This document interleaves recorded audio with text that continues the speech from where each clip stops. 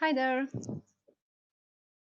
Thank you for coming. I can see that we have 24 people with us today. Please use chat to say hello so I would know that we already started the event and you can hear me clearly and see everything.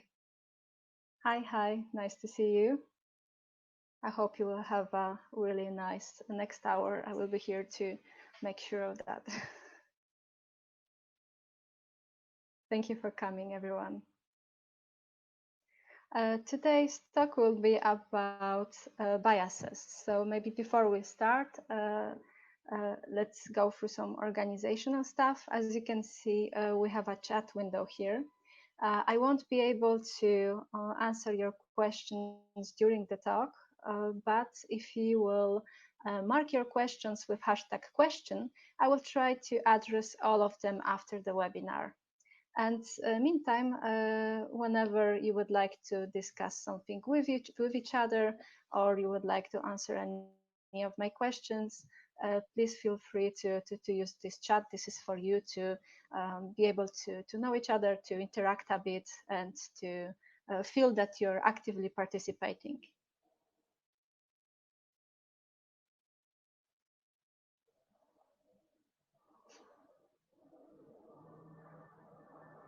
Since it's already 5 o'clock and I would like us to start on time, I will start shortly about me and the goal of this webinar.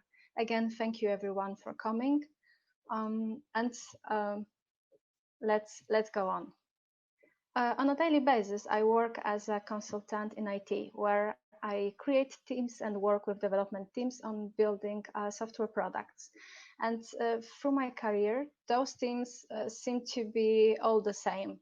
I was the only girl on board, and to be honest, until I started to work in a more diverse environment and saw the difference, I was not aware that this could be a problem. And I've become a balance advocate, and I'm doing my best to educate people about the needs and benefits of diversity. As a hobby, I create web pages in Django and Angular. And last year I've published Brotopia, Kobiety i Dolina Krzemowa as a wydawnictwo Jackfruit. This is the book about history of women in IT, about current sexism in Silicon Valley and beginning of a Me Too movement. And I hope that today's webinar will be an eye-opener for you as last year was for me, and that I will be able to inspire you to think, learn, and act in a more inclusive way. So let's start. First, maybe define what bias is. So bias is usually defined as prejudice in favor or against one thing or a person or a group compared with another. And it's usually in the way that is considered to be unfair. And we have two base types of biases. First one is conscious bias. Conscious bias is to be aware and intentional in your behavior and responses. And we have a second type, which is called unconscious bias. This is something much more difficult to identify, well, because it's unconscious. It refers to being unaware of your internal judgments. And unconscious biases are usually social stereotypes. I will tell you about bias flavors, and after the sections, there will be a time for you to ask yourself some questions that I hope will help you to develop. First of the most commonly observed bias flavor is affinity bias. Affinity bias occurs when we unconsciously prefer people who are similar to us. And this is a bit striking news right from the start, because we all seem to like people who are similar to us. And it can cause us being biased against people who are different for example, different race or different skin color or different have a different beliefs. There was quite a few researches about affinity bias, and some of them was made by University of Toronto. The researchers there proved that babies in the first 6 months of life doesn't seem to show any sign of a racial bias. In fact, in the first 3 months of life, they start to looking at the pictures of people of their own race slightly more often, and in their 6 to 18 months of life, they seem to develop a prejudice in favor of their own race. So, wait a minute. You think that I want to say that all babies are racist? No, no, no. We cannot say that. Because racism is defined as prejudice or discrimination directed at someone of a different race. And while babies are aware of visual differences and have positive association with what is familiar to them, it's kind of logical because they are used to seeing their parents who are used to the same race as they. So they feel secure, they feel safe with people who look like their parents. This is where everything starts. This is where we start to, after our 6 to 18 months of life, we start to recognize what is similar to us and what is not similar, what is different. And we are starting to like a bit more things that are similar and familiar to us. So the time for a reflection for you. You can answer that on chat, or you can answer that just to yourself in your heart, or write it down on a piece of paper. Have you ever felt uncomfortable with people who are not like you? And it can be a very different situation. Like if you have, for example, lots of money, do you feel uncomfortable with people who doesn't have them? Or if you like to exercise, do you feel uncomfortable around people who are overweight? Because those kind of things could make you be a bit biased. Another bias flavor is attribution bias. It is about how we perceive our own actions and actions of other people. And we tend to attribute our own success and to our own skills and personality, while other people's achievements we seem to see more often as a result of a good fortune or even a protectionism in the workplace. While other people's errors and mistakes, we seem to we seem to think that they are result of their lack of skills or knowledge.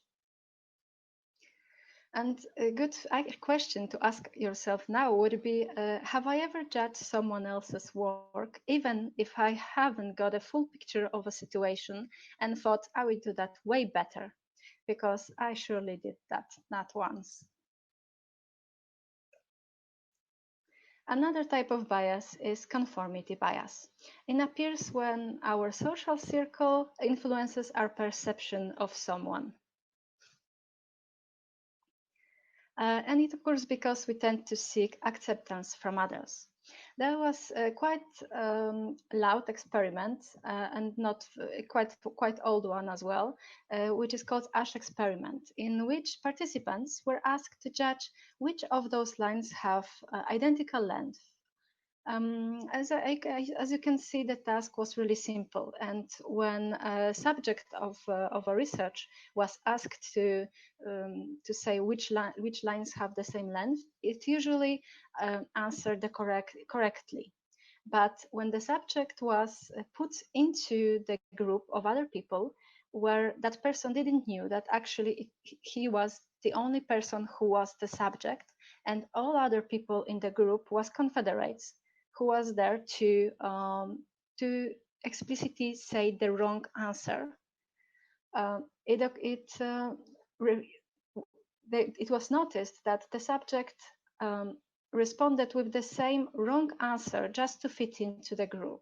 This is how powerful the conformity bias could be. We want to fit in that much that we can even answer something that is obviously wrong just to feel like a part of the group.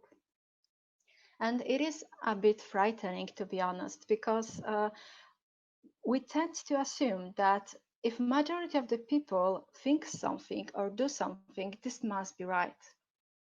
And the time for reflection for you, and the question that you might ask yourself in that moment is, do I change my mind to fit into the majority? Another bias flavor would be a confirmation bias. And confirmation bias refers to how people primarily search for a bits of information that would back up their initial judgments instead of looking at the whole picture. And this kind of bias leads to selective observation. Actually, there was quite interesting study in the Princeton University that showed that we decide in about 1/10 of a second if we just trust someone or not. And if we make such an important decision that we trust someone in 1/10 of a second, just imagine how good that decision might be, right?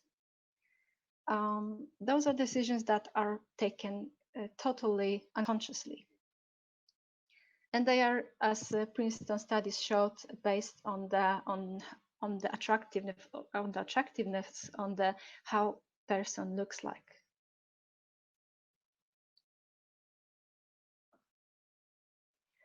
And this would be a good moment to ask ourselves, is my mind always open?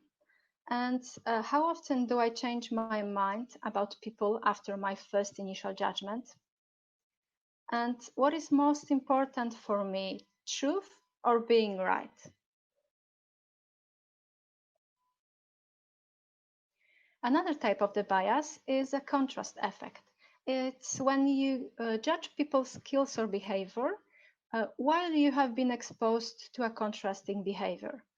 As an example, I would say that when you set a bar on the interview of a first candidate and compare another people with that person, your judgment could be different if you would be able to gauge those candidates totally independently. It is normal, usual things that we do, comparing candidates for a job offer. But it is good to be aware that because of that, we could have a different. We can pick a different person if we wouldn't do that. And contrast effect is most often described or observed on a neurological level. One of those kind of examples would be when you look at the colors that are shown on a darker or lighter background, they seem to have a bit different shade. This is neurological effect observed of observation of what we call contrast effect. Another bias flavor is beauty bias. And it's about how we treat another individual based on their attractiveness. And we all kind of feel that beautiful people have an easier life. And unfortunately, that is true. It's not something that we feel. That is something that has been proven. There was quite interesting research in which researchers sent 11,000 of CVs to various job openings. They were including identical CVs accompanied by different photographs. So some people received CVs with photographs of a really attractive men. Some people the same CVs with a photo accompanied by a photograph of a really attractive woman. Some received CVs without a photo at all, and some received CVs with photograph of people that are not really attractive. And how do you think, if you can answer that on the chat, who had the most job invitation? People who were attractive, people who were average attractive, let's go on average attractiveness level, or CVs that haven't included any photo at all? Come on, don't be shy. It's easy one.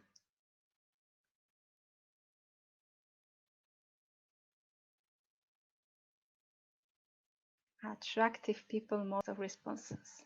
Yeah, exactly. And this research, this particular one, was done not once but various types of times, and the responses were different. But when you look at the whole overview of this kind of researches, it could happen that attractive person received from 40 to 70% more job invitations than unattractive one or that without photo. People that don't include their photos into CV seem to have less, like the number of responses is the lowest. There was another interesting research where 5-year-old kids were asked to pick up imaginary boat captain, and they were told to choose from actual politicians. Of course, those kids didn't knew who those people were, but they kind of picked more often the most attractive candidate as a boat captain. And what is quite shocking is that their choices predicted the results of past political elections with accuracy of 80%, which again means that not only kids, but we as adults can pick someone just because he or she is attractive, instead of the things that that person really could do or is capable of. So attractiveness bias, beauty bias is something that we need to look at on a daily basis, and we need to observe ourselves if we are not following that. What is connected with a beauty bias? It's halo effect. This halo effect occurs when we focus on a one particularly great attribute, like someone attractiveness, and ignore all other flaws that this person may have. This can happen, for example, as well on a job interview, when you like one thing in a candidate that you will be interviewing on a job position, and you seem to do not notice bad answers that person may have, or something opposite, the horns effect, when you concentrate solely on one negative characteristic and seem not to notice all other more positive ones. And our last most often most commonly seen biases is a gender bias, is preference towards one gender over the other. It is also often based on our deep settled beliefs about gender roles and stereotypes.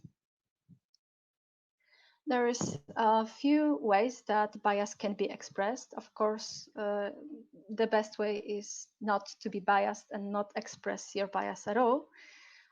But just to make you aware of how biases could be expressed.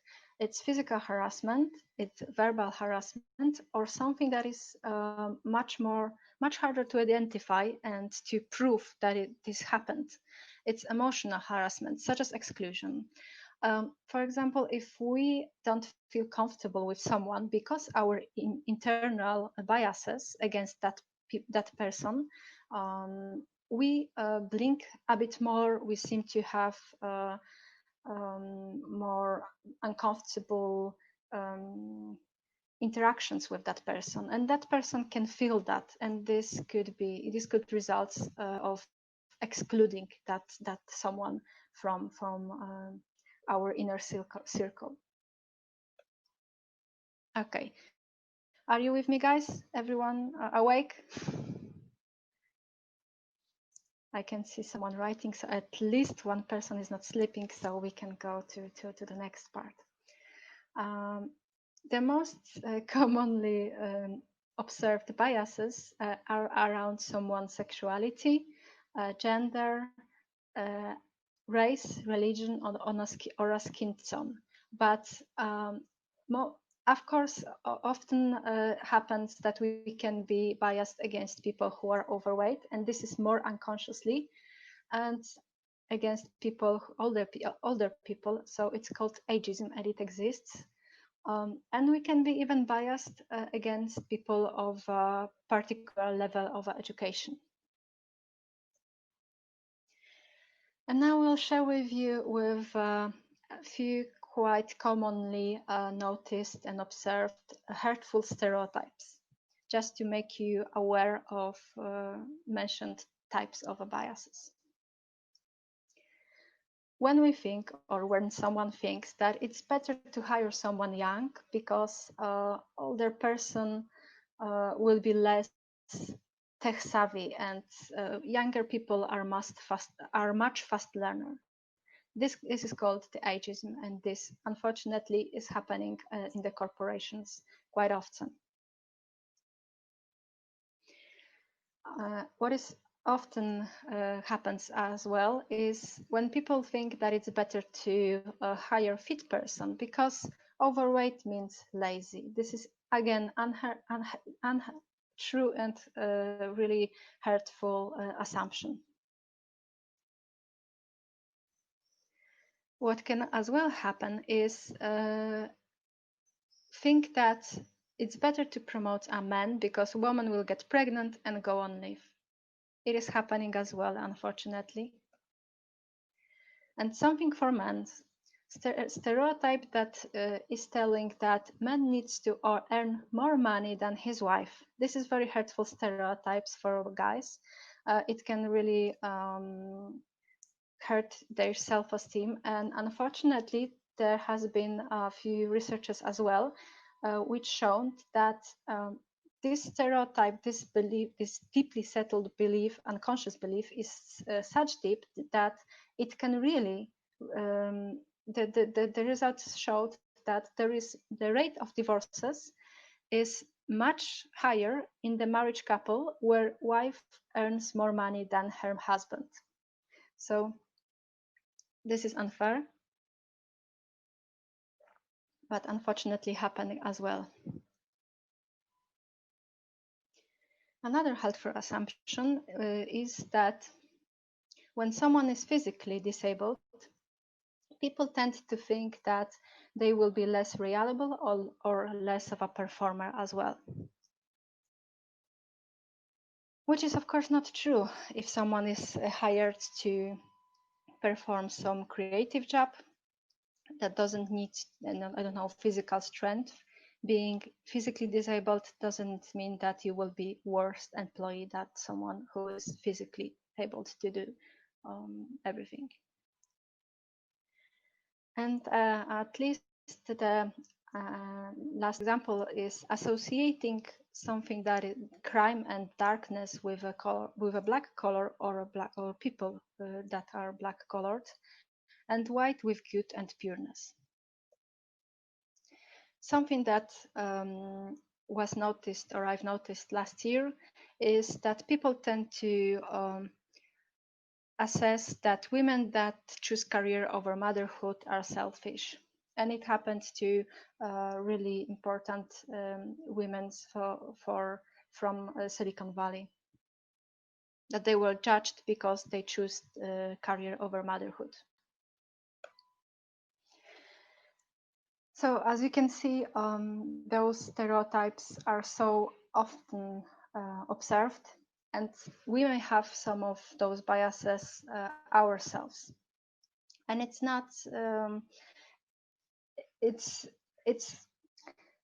we need to be honest with ourselves. It may be hard, but if we would like to change, we need to acknowledge our biases.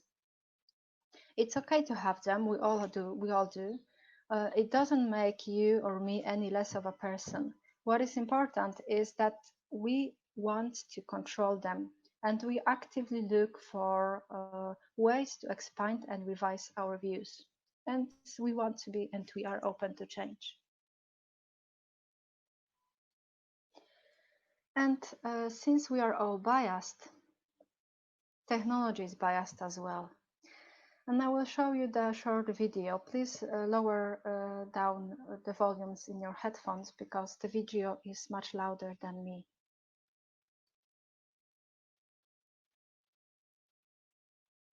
If you can see I it, have then please write yes in chat. a confession. Sometimes, with no one in sight, I code in a white mask.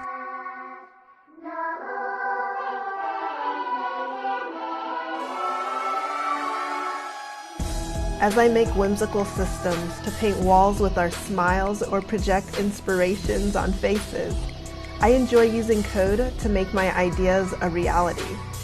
Computer vision powers my creations, making it possible for machines to detect faces.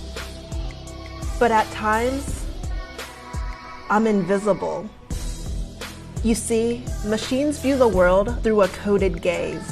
They digest pixels from a camera in dictated ways. Using machine learning, we create training sets with examples that help the machines detect new faces. A lack of diversity in these training sets leads to limited systems that can struggle with faces like mine. To save time, code libraries for facial recognition are shared like off-the-shelf parts. Many computer vision projects share the same code.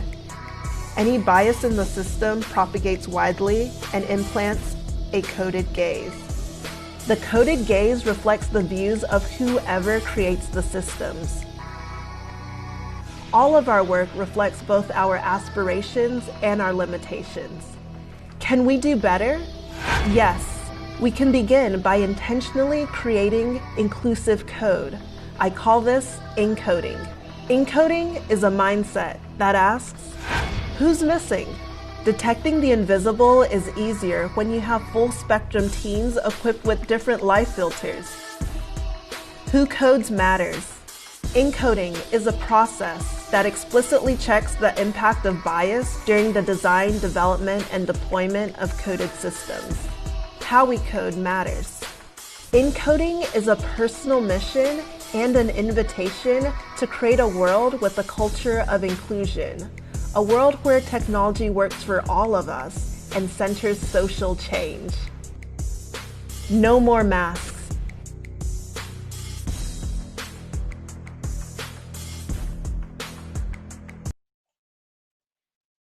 And what is your reaction to this film? Your first thought? Because mine was, wow.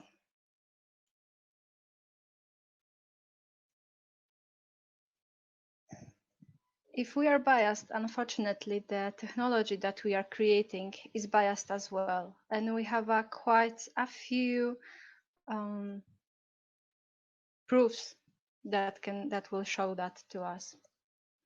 For example, even the biggest companies such as IBM, Amazon, Facebook, or Google, they as well create software that have built-in bias inside. Another example of that would be their algorithm to recognize people's faces. They seem not to notice that females that are not, Caucasian race as a females at all. They seem to assign a gentleman male gender to all of them.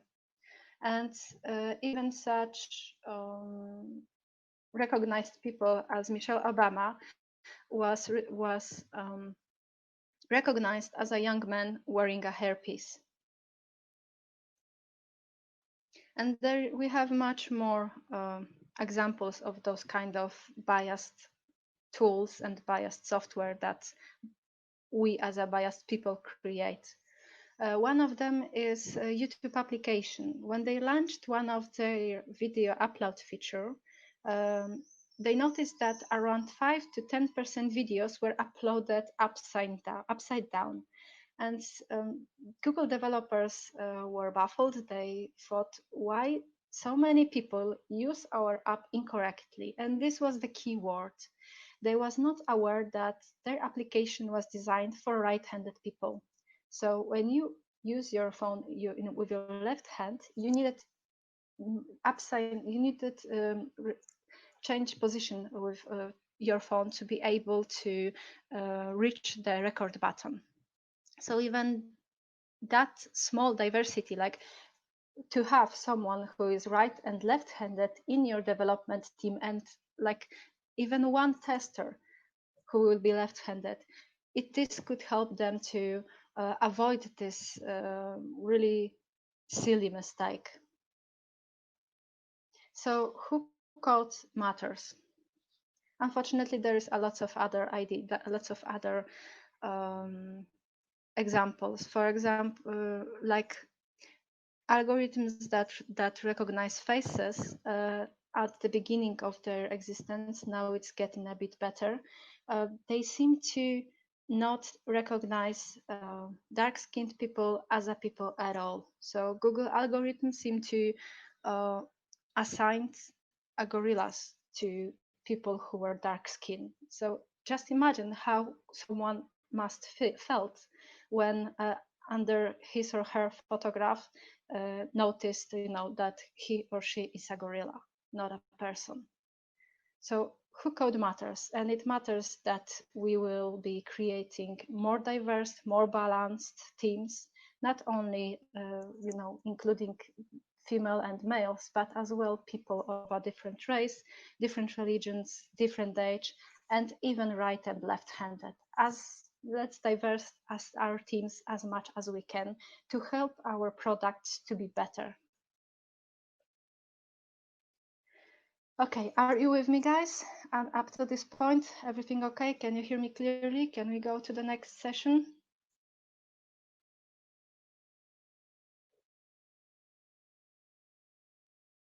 Okay, that's great. Go ahead. So I will share with you the short and really simplified explanation of why are we biased. Let's meet our limbic system. It's built from hypothalamus that is responsible for managing our hormones in our organism, from a thalamus, a hippocamp that is a database, our internal database of things that we've learned consciously, and amygdala that is responsible for our emotion and our emotional reactions. In general, our limbic system helps to regulate the emotional reactions to, for example, thoughts, or to physical objects or people or events or behaviors. And the amygdala reaction is based on evaluative judgments. It tells us how we should feel about things or people or behavior or events. The goal of the limbic system is to maximize reward and minimize a risk.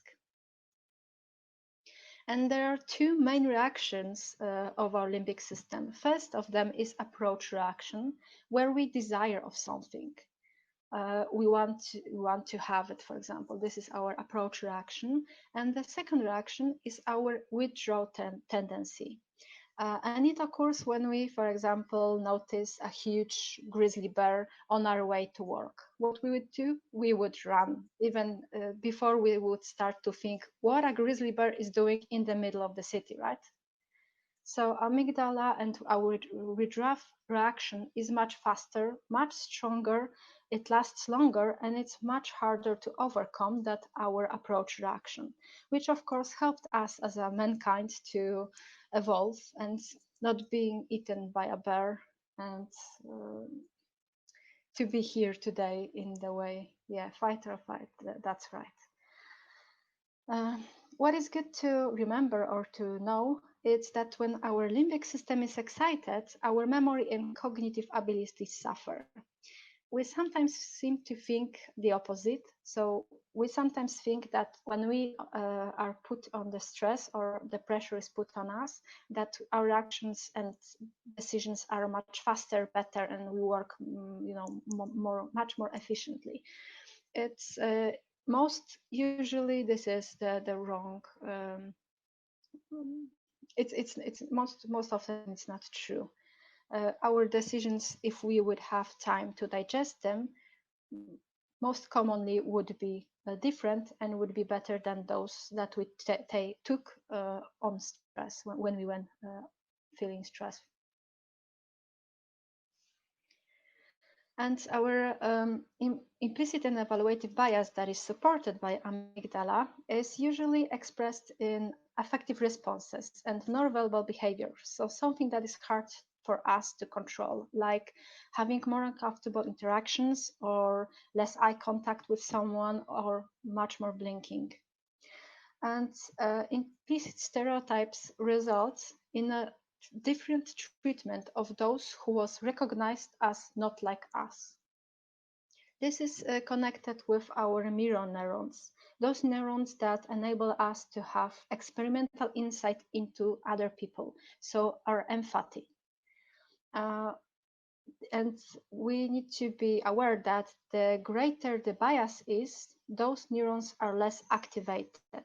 Therefore, we have a less interest and less empathy for that person, which could be dangerous because we could treat someone badly, and because we don't feel these connections and those mirror neurons wouldn't be excited, we wouldn't even feel that we are doing something that is wrong.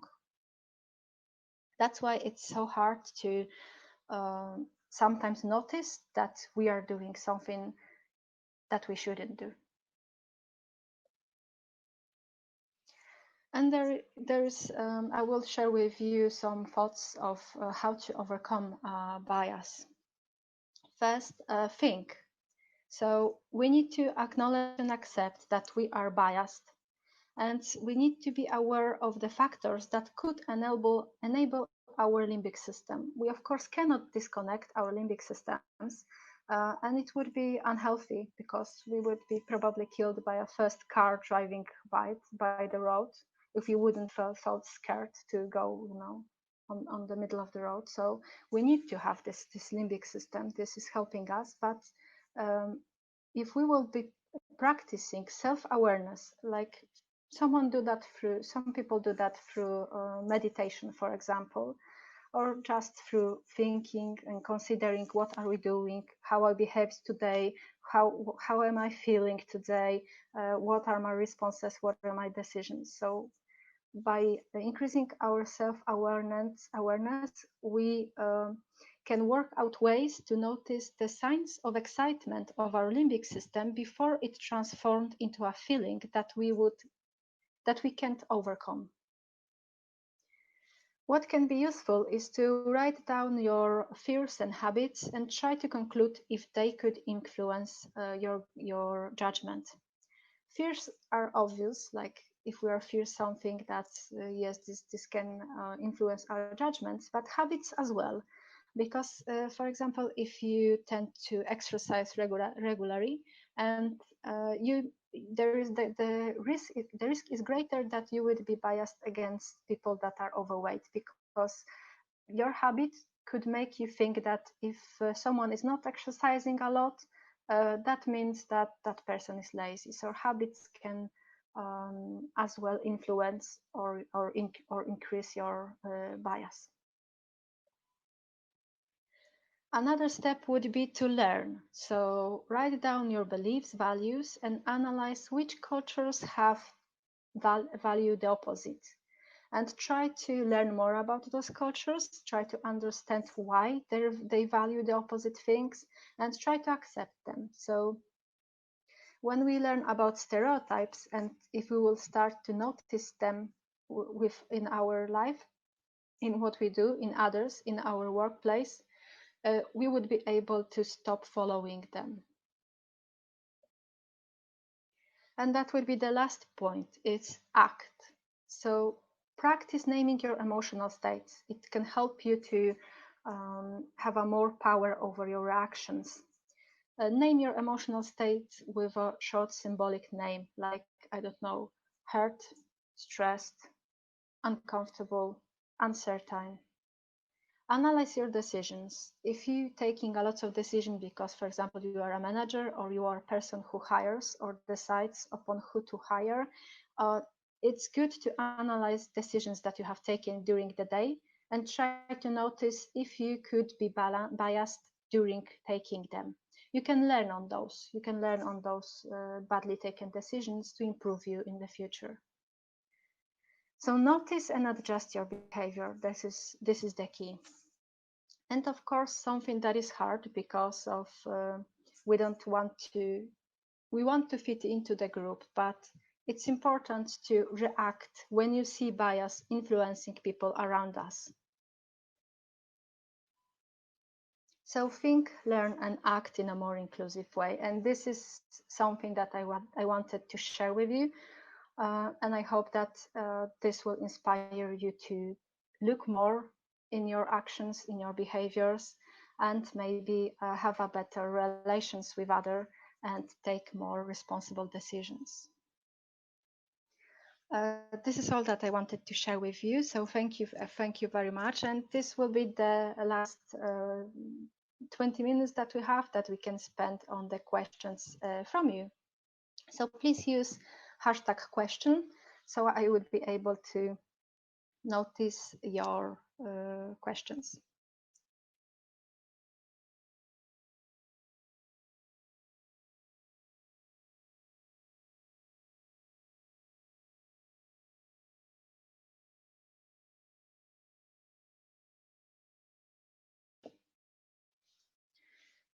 Okay, I can see just 2 questions which are not actually questions. It was an answer for my challenge. So maybe you had. Do you have any other questions that you would like to ask? This would be a great moment. Don't forget to use #question.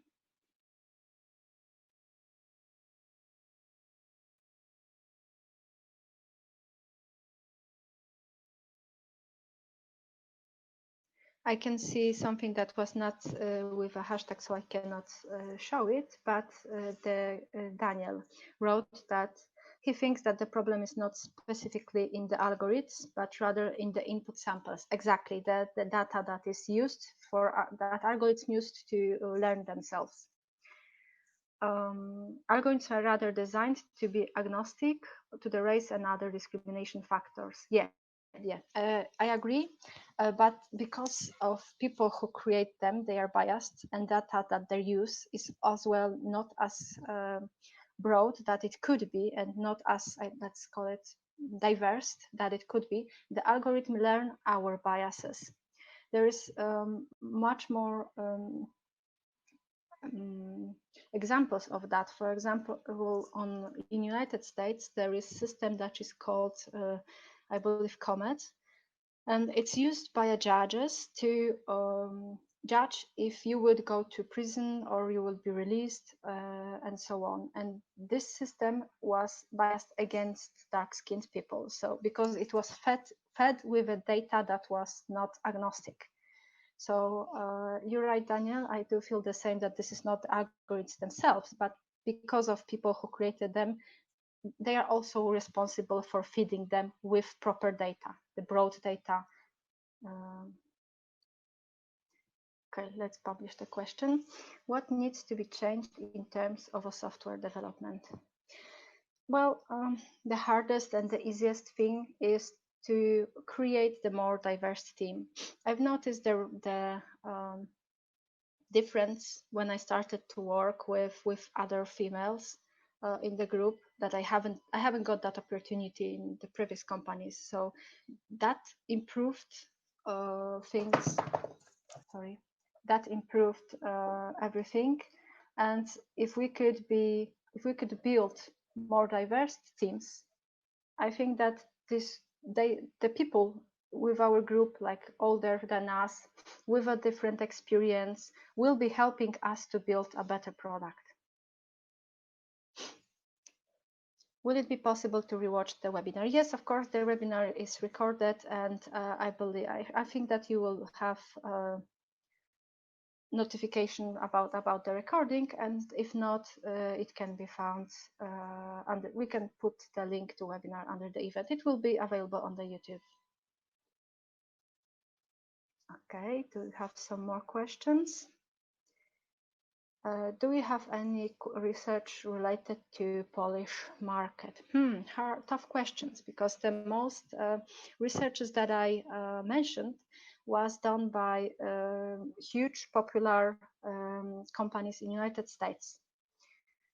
I would be really interested in digging into that more, but we would have to have on the Polish market such a huge independent companies or universities who would be doing those kind of experiments. I don't have in my mind the list of those kind of companies, unfortunately. Okay, do we have any other questions?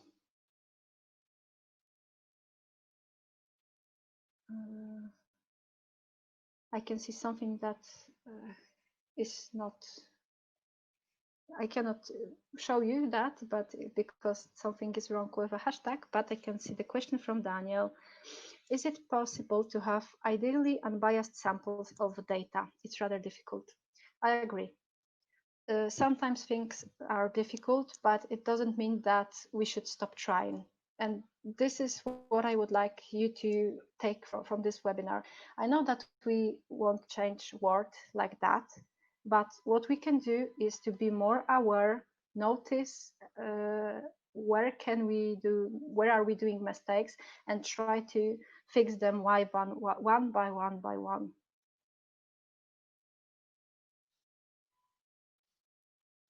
Do you have any other questions that you would like to address?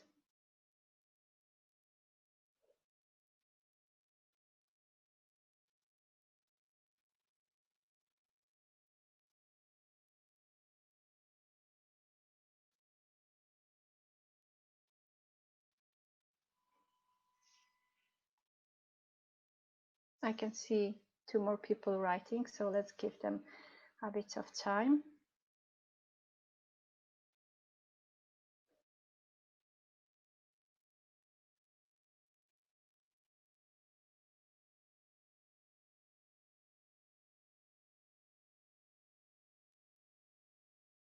If any other questions that won't be answered that loud, or maybe I omit something, will come to your mind, don't hesitate to contact me on a LinkedIn or on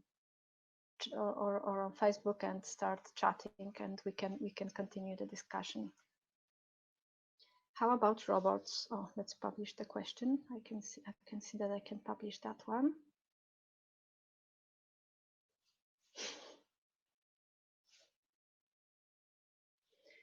For instance, at Boston Dynamics, they are capable now of doing a lot of stuff. Are they biased at some point? Isn't it dangerous to use biased robots for some causes? I'm not that into that particular bit, to be honest. What that and about their robotics. On general, of course, this is dangerous to use software that is biased, but because we know that everything is biased, we cannot just stop using that. We can notice, like, raise our fears with people who created them and try to solve them, address the issues, to be honest. But yeah, it's always good to use robots or even software in a responsible way. Okay, and one more question.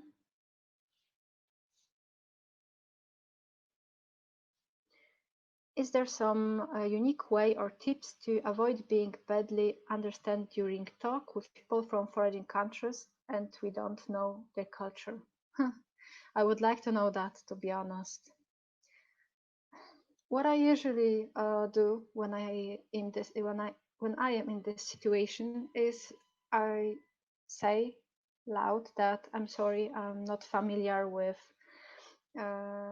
So I may not be familiar with things that you could be important for you. So please don't get me wrong, don't understand me badly.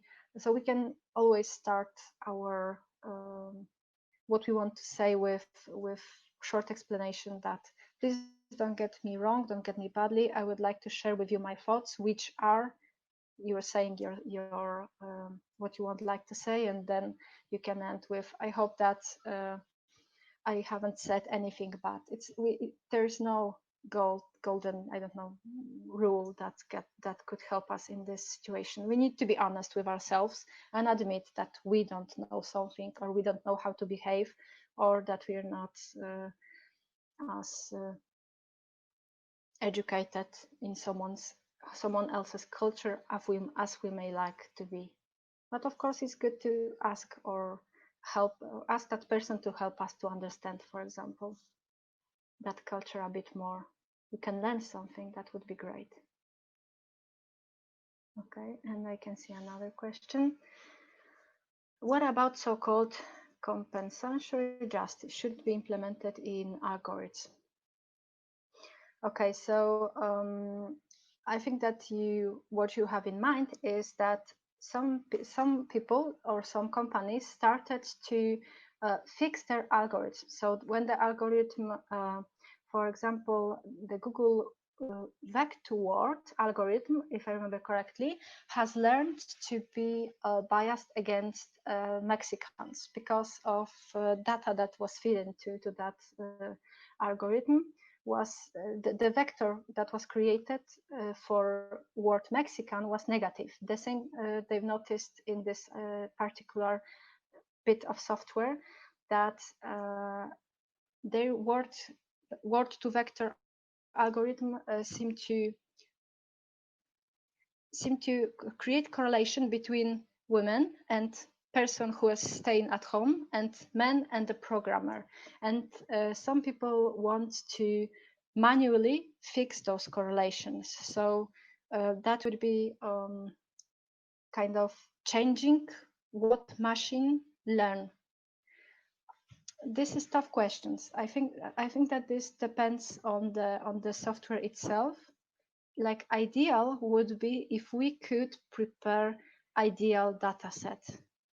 But unfortunately, I think that this would be really hard. So in some ways that could be not such a bad idea to fix those algorithms. But I, as a programmer, I would felt uncomfortable with doing that. You know, it's like when machine learns something, we should be able to say that this is good. What came out from that is okay. But if we are not, then it's kind of a bug. We got used to fixing bugs in our products, right? I like your questions, Daniel. They're really tough.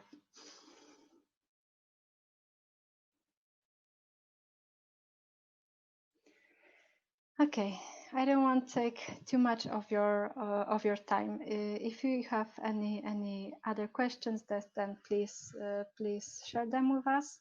And I think that we can start and give you back a few minutes of your life, maybe to digest this lecture, or what I hope to think a bit about what you've learned today.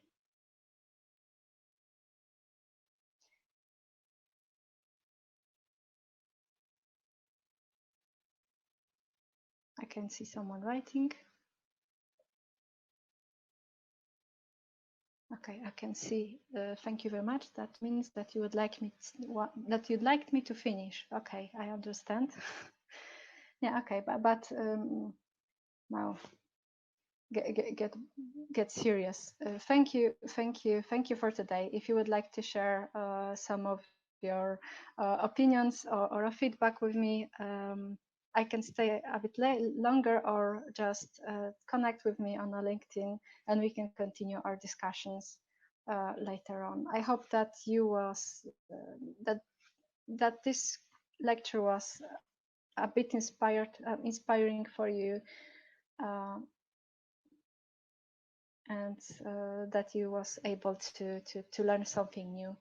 And I keep my fingers crossed that you will be sharing with that knowledge with your other colleagues, so we can, so we as a people can help each other to build more balanced and diverse teams. Okay, have a nice day, guys, and see you on the other of ALTEN webinars. I'm sure the next webinars will be as interesting as this one or even better. Cheers.